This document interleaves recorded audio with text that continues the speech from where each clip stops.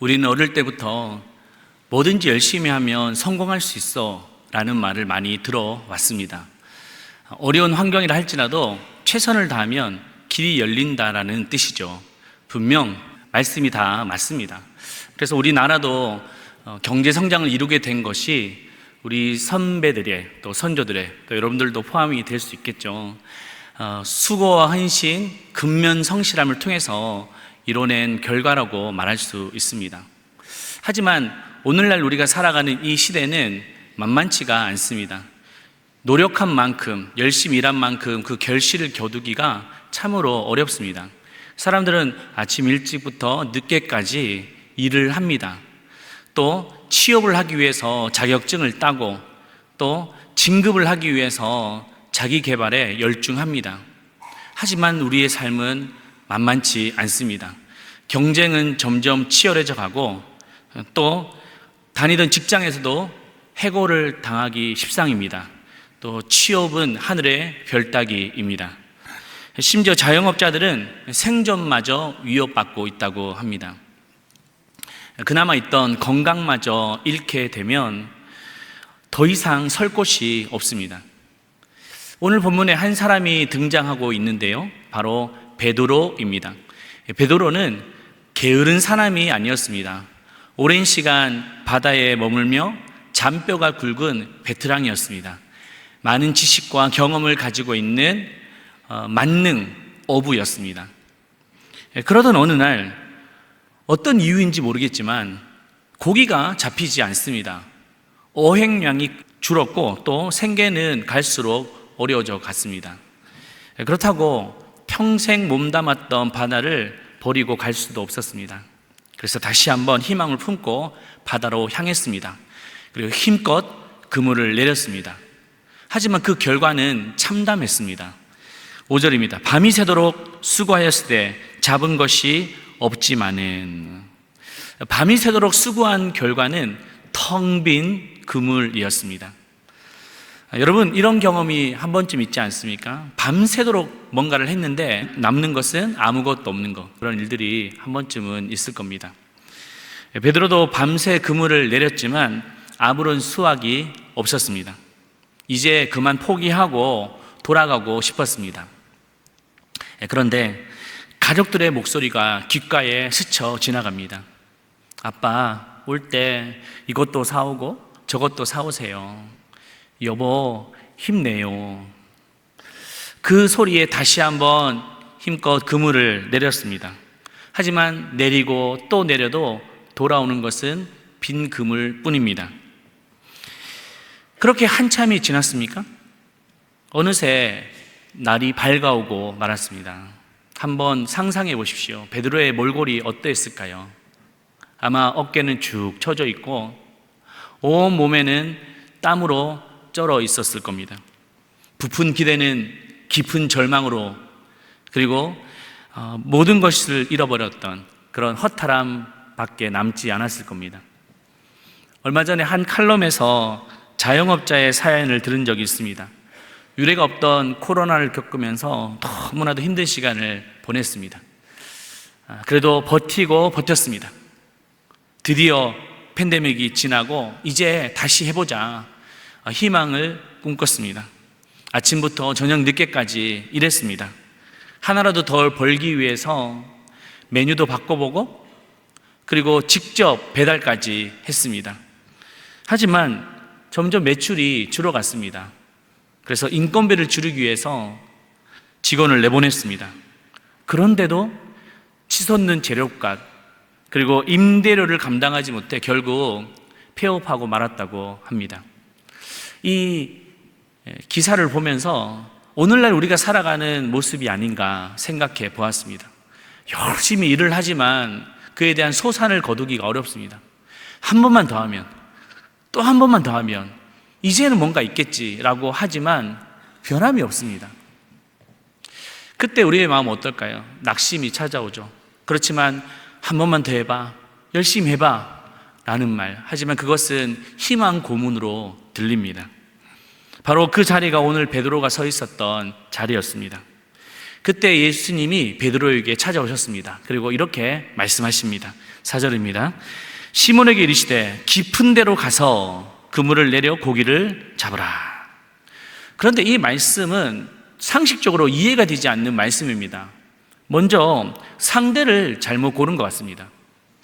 베드로는 평생 바다에서 뱃일에 익숙했던 사람입니다.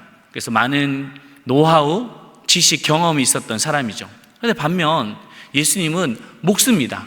근데 목수가 어부에게 이렇게 저렇게 바닷일을 해라, 고기잡이를 해라 라고 말하니 베드로 입장에서는 얼마나 당황했을까요? 장소도 잘못 짚었습니다. 깊은 데로 가서 그물을 내려라. 우리나라 어업 방식에도 마찬가지인데요. 대부분 어부들은 밤에 고기 잡으러 나갑니다. 그래서 배에다가 전등을 켜놓으면 물고기가 모여들기 마련입니다. 그래서 쉽게 고기를 잡을 수 있습니다. 그러나 지금 상황은 이미 날이 밝은 상황입니다. 밤새도록 베드로가 고기를 잡았지만 잡지 못했던 상황, 날이 밝아왔던 상황이었죠. 고기는 모여들지도 않고요. 또 깊은 데는 수심이 깊어서 고기가 있는지 없는지 알 수도 없습니다. 그러니 베드로의 경험과 지식에 비추어 볼 때 이것은 너무나도 상식적으로 납득이 되지 않았습니다. 그런데도 예수님은 왜 굳이 깊은 데로 가서 그물을 내려라 라고 하셨을까요? 물론 성경에서 깊은 곳은 여러 가지 의미가 있습니다. 어떤 의미는 더 깊은 헌신의 자리, 또 깊은 곳은 알 수 없잖아요. 그래서 위험한 자리라고 말하기도 합니다. 하지만 예수님이 말씀하신 깊은 곳의 의미는 실패의 자리였습니다. 깊은 곳은 베드로가 밤새 그물을 내렸지만 아무 수확이 없었던 곳입니다. 부푼 희망을 가지고 갔지만 절망으로 바뀌었던 곳입니다. 그 실패의 자리에 예수님은 다시 깊은 곳을 향해 나아가 그물을 던져라 라고 말씀하시니 베드로 입장에서는 나를 조롱하는 거 아니야? 나 이게 수치를 주려고 하는 거 아니야? 라는 생각밖에 없었습니다. 그런데 여러분 기억해야 될 사실이 하나가 있습니다. 하나님은 우리가 성공적인 순간에 찾아오시는 것이 아니라 오히려 실패의 순간에 찾아오신다는 사실입니다. 왜냐하면 인간의 가능성이 무너진 그곳에서 하나님의 역사가 시작되기 때문입니다. 여러분, 우리가 기억해야 될 사실, 저는 이 말씀을 묵상하면서 이런 질문이 끊임없이 제 안에 맴돌았어요. 아니, 베드로가 베테랑인데 오랜 시간 만능 어부인데 어떻게 밤새도록 일했는데 한 마리도 잡지 못했는가? 아니, 두세 마리 정도는 잡았겠지. 아니면 큰 물고기가 아니더라도 작은 물고기라도 잡았겠지. 그런데 성경은 단 한 마리도 잡지 못했다라고 기록하고 있습니다. 여기서 놀라운 진리가 숨겨져 있죠. 하나님은 베드로에게 있는 자신의 단 1%의 가능성도 붙잡지 못하도록 낮추셨습니다. 만일 베드로가 한두 마리라도 잡았으면 어떻게 됐을까요? 베드로는 오늘은 그냥 운이 없었던 것 뿐이야. 그래도 한두 마리 잡았잖아. 나 베드로 아직 죽지 않았어. 그 얄팍한 자신의 그 경험을 계속해서 붙들었을 겁니다.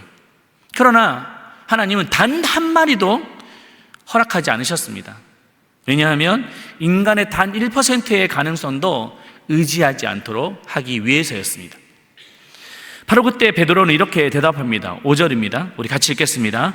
잡은 것이 없지만은 말씀에 의지하여 내가 그물을 내리리다 하고, 이 말씀을 좀 이해하기 위해서는 문장을 나눠서 살펴볼 필요가 있습니다. 이 문장은 3개의 구절이 있습니다. 먼저는 잡은 것이 없지만은, 두 번째는 말씀에 의지하여, 세 번째는 마지막에 있는 그물을 내리리다. 여러분, 이 중에서 가장 핵심적인 구절이 무엇일까요? 잡은 것이 없지만은 일까요? 아니면 그물을 내리리다 일까요? 그렇지 않습니다. 가장 중앙에 있는 말씀을 의지하여입니다. 다시 말해 베드로는 자기의 경험을 붙들었던 것이 아니라 말씀을 의지했다. 예수님의 말씀을 붙들었다라는 뜻입니다. 베드로의 상황이 바뀐 것은 아무것도 없습니다. 베드로의 배도 그대로입니다. 바다도 그대로입니다. 그물도 그대로입니다. 그런데 단 한 가지 바뀐 것은 베드로의 관점이었어요. 그전에는 자신의 경험, 자신의 어떤 노하우, 자신의 지식을 붙들었지만 이제는 다 내려놓고 오직 예수님의 말씀만, 이게 아니라 말씀만 붙들고 있습니다. 그럼 어떻게 이런 변화가 생겼을까요?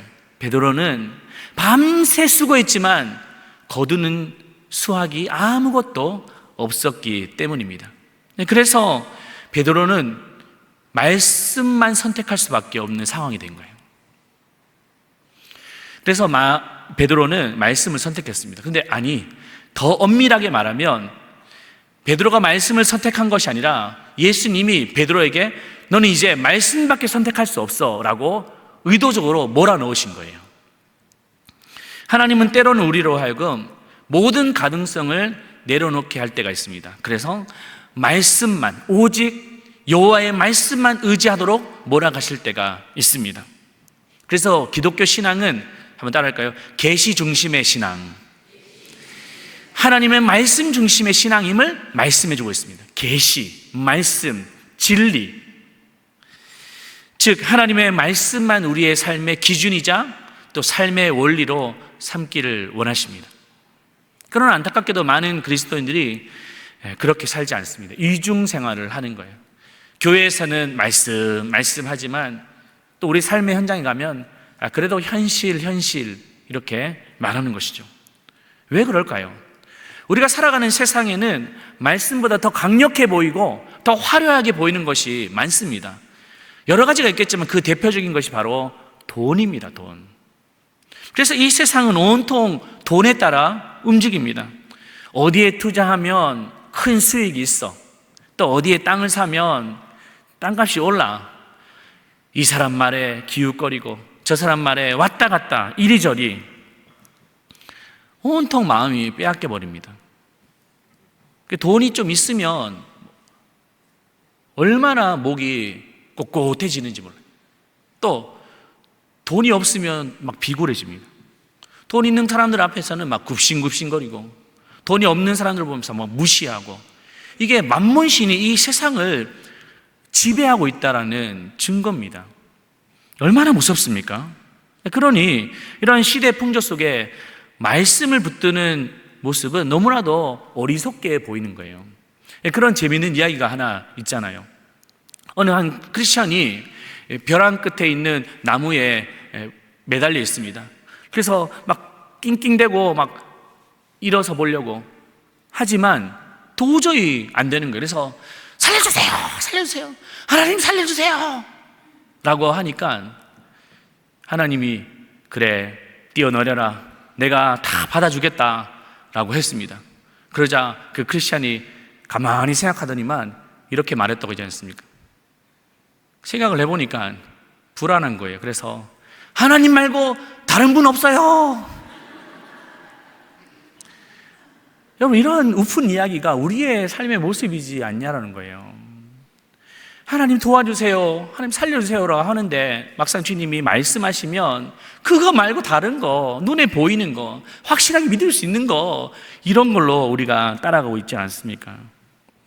여러분, 진정한 변화를 원하십니까? 그렇다면 내가 결정을 해놓고 하나님의 말씀으로 그냥 확인받으려고 하지 마세요. 아예 시작부터 하나님의 말씀으로 시작하십시오. 그래서 우리는 한 번의 결정으로 끝내서는 안 돼요. 나 한 번 결정했잖아, 말씀 붙들고 결정했잖아. 아닙니다. 어제도 그렇게 말씀 붙들고, 오늘도 말씀 붙들고, 내일도 말씀 붙들고 하루하루 살아가는 그 신앙의 모습, 가끔 성도들이 이런 질문을 하는데, 목사님, 나 분명히 이 말씀을 응답받았는데 왜 내 삶을 이렇습니까? 좀 나아져야 되는데 상황이 변하지 않잖아요. 또 처음에는 좋아지다가도 왜 갑자기 또 안 좋아집니까? 응답받은 거 맞습니까? 이 말씀 살아있는 거 맞습니까? 라고 합니다. 여러분 기억하십시오. 말씀을 붙드는 사람은 상황을 보고 말씀이 이렇다 저렇다 판단하는 것이 아니에요. 오히려 말씀을 붙들고 상황 속에서 하나님을 맡깁니다.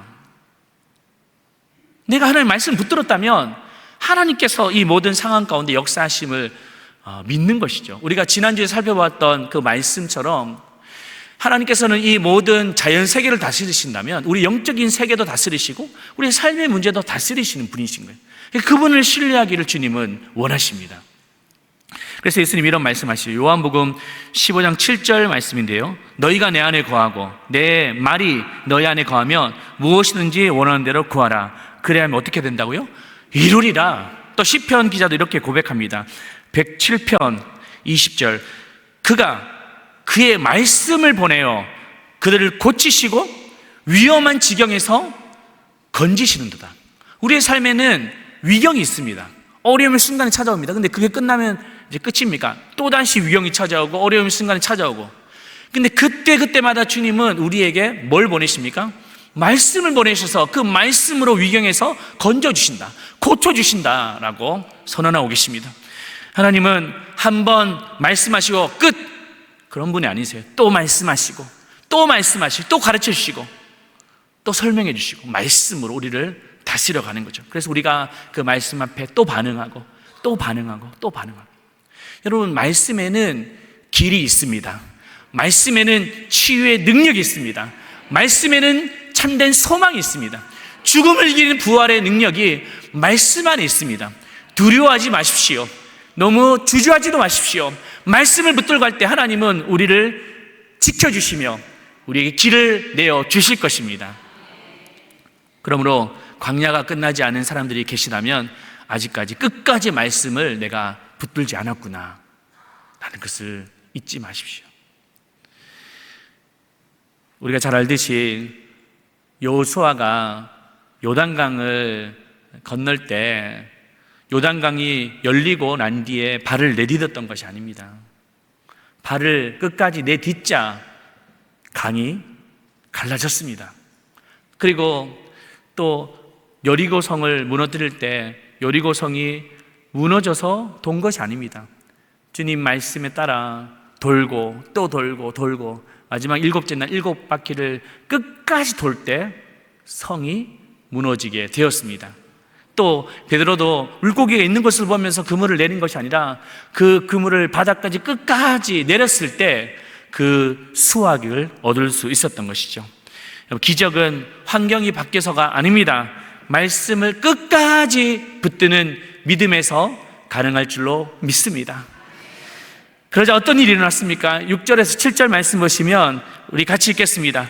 그렇게 하니 고기를 잡은 것이 심히 많아 그물이 찢어지는지라. 이에 다른 배에 있는 동무들에게 손짓하여 와서 도와달라 하니 그들이 와서 2배의 체험에 잠기게 되었더라. 아멘. 얼마나 놀라운 기적입니까? 그물이 찢어질도록 만선의 축복을 주셨습니다. 만선뿐 아니라 2배의 축복을 주셨습니다. 하나님은 말씀을 순종하는 자, 말씀을 붙드는 자에게 그냥 내버려 두지 않습니다. 우리가 생각하지 못한 그 상상 이상의 것으로 우리를 채워주십니다. 여러분, 천안의 대표적인 먹거리가 뭐죠? 바로 천안 호도 과자입니다. 근데 호도 과자를 우리가 보면 여러 제품들이 있잖아요. 그런데 가장 유명한 호도 과자가 뭔지 아세요? 학화 호도 과자입니다. 제가 이번에 휴가를 갔다가 아는 목사님과 이런저런 얘기 나누다가 그 천안의 그 명물 호도 과자 얘기하면서 그 간증이 있다고 하더라고요. 그래서 제가 이렇게 찾아봤습니다. 보니까 그 할머니 얼굴이 딱 있잖아요. 그죠? 그 할머니가 누구시냐면 이분이 권사님이세요. 신복순 권사님이라는 분이신데요. 이분이 학화 호도과자를 시작을 했는데 참 많은 어려움이 있었습니다. 하지만 그가 선한 사업을 많이 했어요.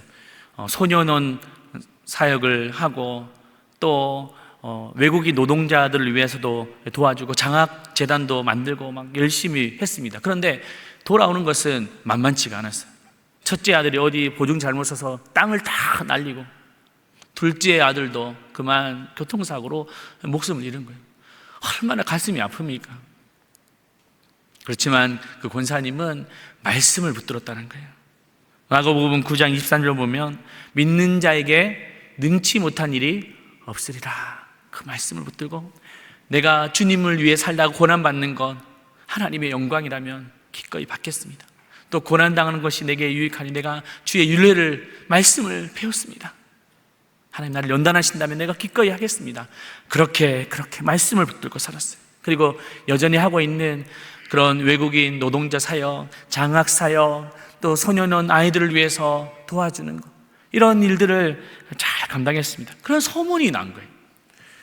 우리 생애를 보면 교회도 소문이 잘 나야 됩니다. 가정도 그 가정은 참 좋아. 또 그 직장에 가면, 또 그 회사에 가면, 그 점포에 가면, 그 가게 가면 참 소문이 좋아. 이런 소문이 중요한데 그 소문이 다 난 거죠. 그래서 결국에는 사람들이 막 몰려들기 시작했고 점점점 막 성장하기 시작한 거예요. 그리고 무엇보다도 이 권사님에게는 평생 서원이 있었습니다. 내가 살아있는 생애 동안 7교회를 짓겠다. 결국 그 7교회를 짓고 하나님 앞에 봉헌해 드렸던 것이죠.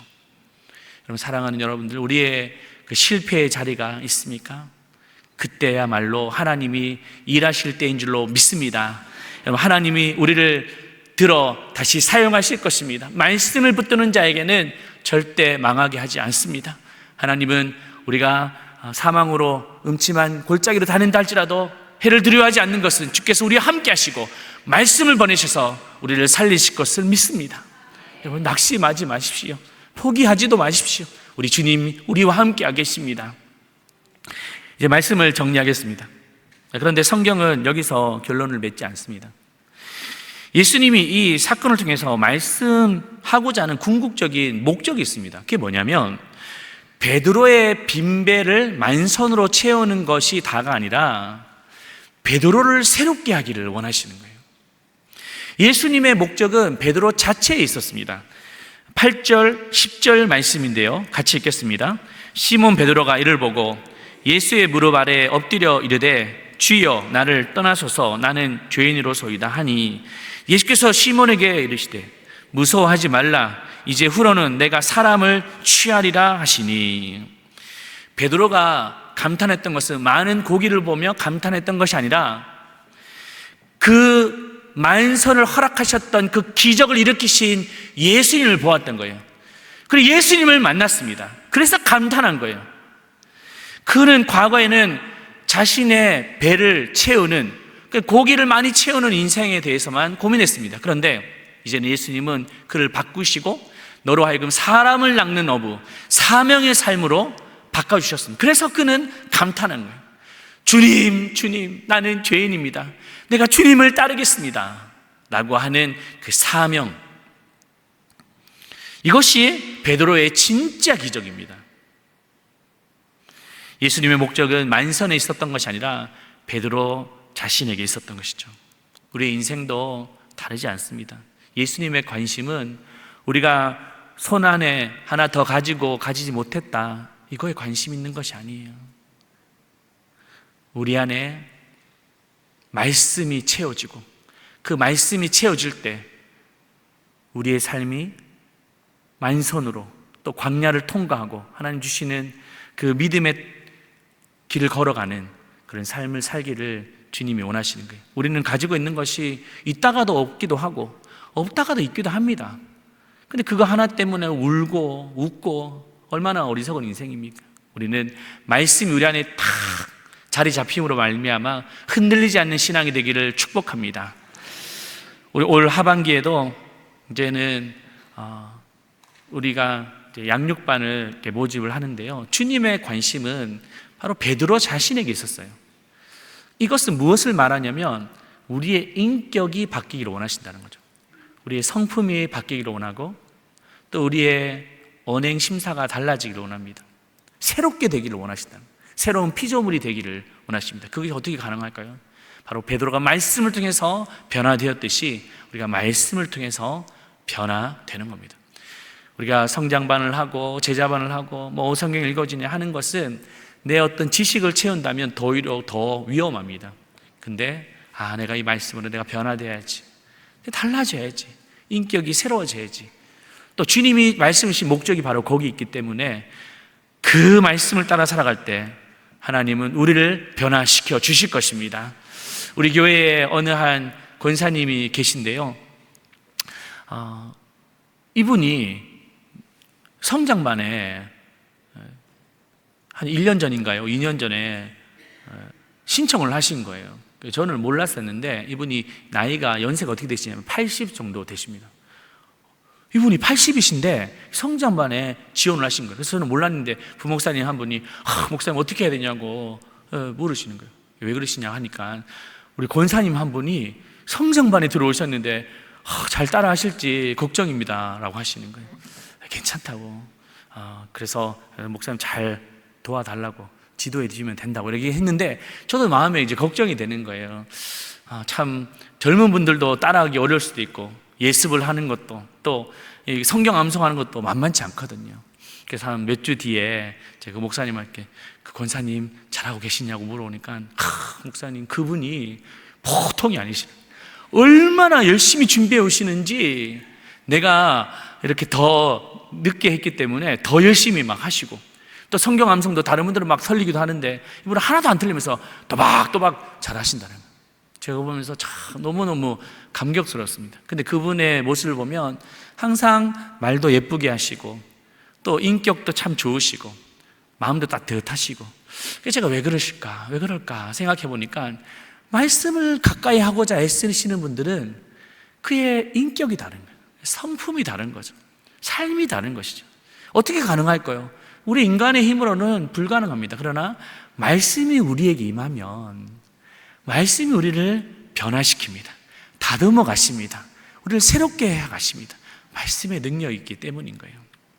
여러분, 우리가 말씀을 사모하시기를 바랍니다. 한번 이번에 도전하시고 한번 결단해 보십시오. 우리 교회는 이 양육반을 해야지 또 중직자의 후보가 됩니다. 물론 이제 중직자 되기 위해서 하는 건 아니지만 뭐 우리가 다 검증할 수는 없잖아요. 그러니까 또 이 양육반을 통해서 말씀에 대한 사모함이 있는지, 그리고 말씀을 통해서 변화되어져 가는 그런 삶의 성품이 있는지, 이게 다 그런 걸 또 보는 거죠. 이제 말씀을 맺겠습니다. 우리에게 가장 깊은 곳은 어딜까요? 가장 깊은 데는 어딜까요? 바로 우리 자신입니다. 어떤 경제적인 문제, 실패의 자리, 또 아니면 자녀의 문제, 관계의 문제, 내 힘으로 할 수 없는 건강의 문제일 수도 있지만 잘 바뀌지 않는 것이 바로 우리 자신인 거예요. 그래서 우리 깊은 곳에 다시 나아가야 됩니다. 그리고 그물을 던져서 새롭게 하시고 변화시키시는 하나님을 경험해야 됩니다. 그때 우리의 삶이 만선으로 바뀌어질 줄로 믿습니다. 그 축복이 저와 여러분들 가운데 있기를 축원합니다.